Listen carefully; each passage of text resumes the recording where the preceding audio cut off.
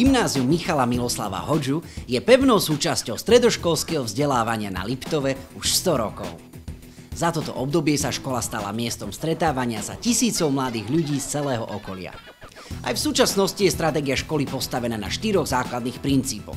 Moderná škola, zelená škola, úspešná škola a najmä zdravá škola. Škola, ktorá podporuje zdravý životný štýl a všestranný rozvoj svojich žiakov. Gymnázium sa za ostatné roky stalo skutočným centrom športu v blízkom okolí. V škole je realizovaný športový krúžok volejbalu, florbalu, stolného tenisu. Každý deň žiaci využívajú priestory školskej posilňovne a z ich iniciatívy sa venujú aj voľne organizovanému krúžku bojových športov, teda boxu.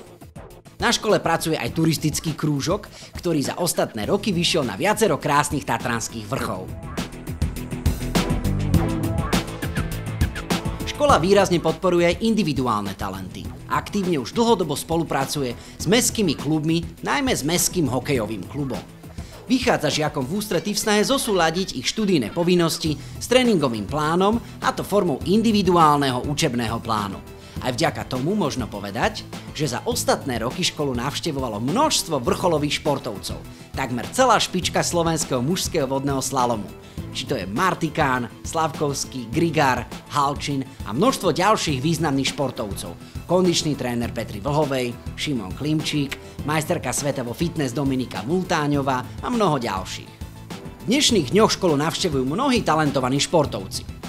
Ďalší vodnoslalomový talent Adam Gonšenica, lyžiarsky reprezentant Tomáš Košík, majstri Slovenska a víťazi slovenského pohára v lukostreľbe Andrej Majerík a Daniela Kusá, medzinárodne úspešný karatista Michal Turčaník a veľké množstvo aktívnych futbalistov, hokejistov, basketbalistov, volejbalistov, tanečníkov, street workouterov, gymnastov, šachistov, tenistov, plavcov a mnoho ďalších.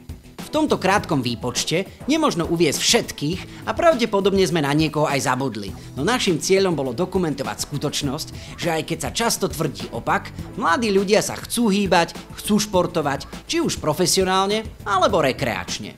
Úlohou ich rodín, ale aj škôl je túto snahu podporiť a škola k tomu prispieje najmä tak, že žiakom vytvorí maximálny priestor.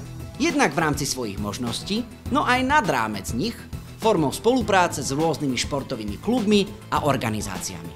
Gymnázium Michala Miloslava Hodžu si túto svoju úlohu uvedomuje a snaží sa ju naplňať.